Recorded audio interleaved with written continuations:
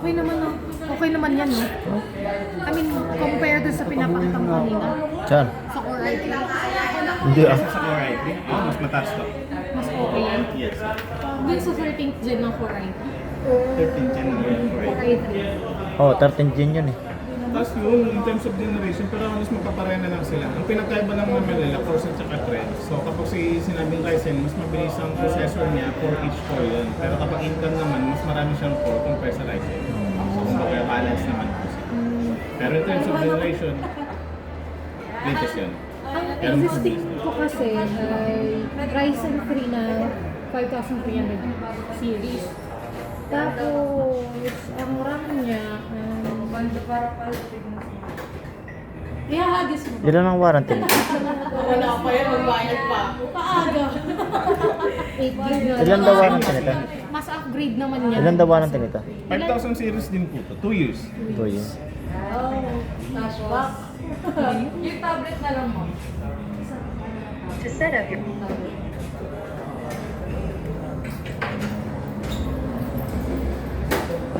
Pataw. Ilan na lang pinanet? 15 na lang? Saka yung isang operat na. Saan mo ba?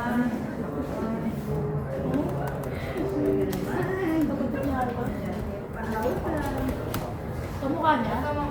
Name na lang po ng gagamit. Ano name? John Babe. Darling, kagat mo Yes. Hindi, sisilipin ko na lang. Punta ka na sa pesa di dyan.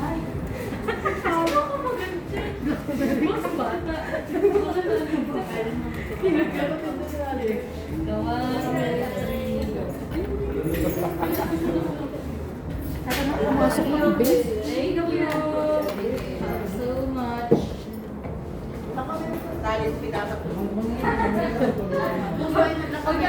Hi daw, hi. Hi. For the vlog. Brother, anong bank account niyo dito? Bank transfer po kayo? Oh, yeah. Bank transfer na lang po. Yan. PPI. BPI ba yun po? Na may option.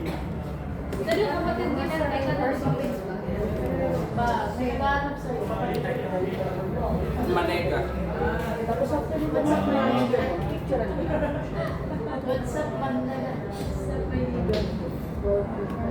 Talabas ng mga ignorante, no? Hindi pa nakakakita ng mga foreigner. No? Sa TV lang, no? That's right? Am I right? No? You're always wrong. Bababa kasi kayo ng bundok. Ayun mo siya dito. Kasi Hindi sa kailangan, hindi mo correspond. Anong connection? Wala lang. Oh, wala pala yun. Ay, naku.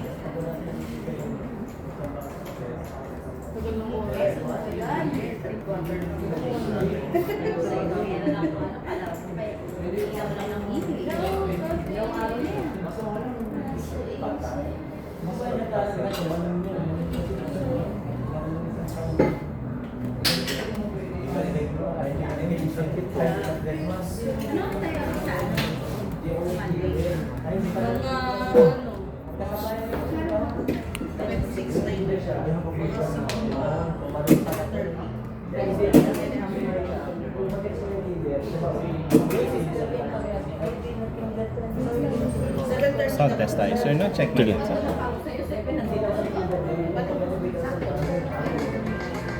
Right side niya po yan. Left side naman. Then both speaker po. Then keyboard test naman po tayo. Check natin.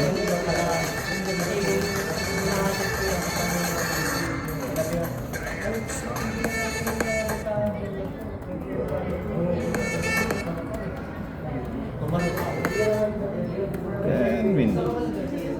Okay. So, balang wala mo lang dito, sir.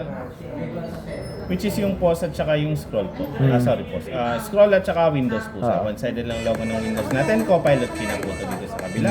Yung scroll naman, 2 fingers up and down lang po yan. Okay po? May 3 fingers din ba yun?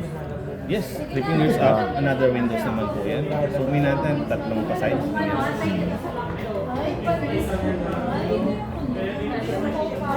Ah, okay. Then, specs na lang, sir, pakita ko na lang. Sir, naka Ryzen 5 ka na po dito na 5000 series, sir, no? Tapos nung naka 16GB na rin po siya na DDR4, pero upgradable pa rin. Ano yung mga slot din? Dalawa? Dalawang 88 po yan. Ah, na dalawang DDR4. 88. Pero maximum niya 30... 16? 16. Then, storage naman natin, sir, is naka 256 lang po ito. 256. Pero competition kasi ng gigabyte, walang sakto. Total capacity mo na is 239 or 237 na lang. Oo. Okay po. Okay. Sa activation naman ng Microsoft Office, sir.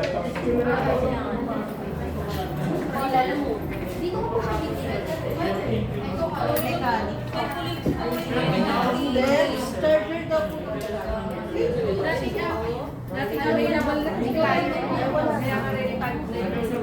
Ngayon, kailangan mo lang gawin, sir, para mag-activate. Make sure connected ka sa Wi-Fi. Oo, may internet. Oo. Tapos, nung open mo lang tong Idle Word XLR PowerPoint. Oo. Lalabas yun.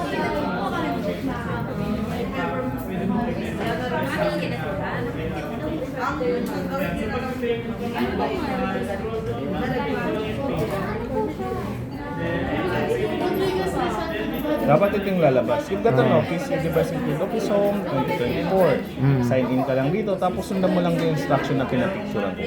Ah, okay, okay. Sige. Advice na lang sa picturean yung email at saka password na ginawa namin po para may copy. Para hindi makalimutan. Customer! Customer! Yan po. Okay.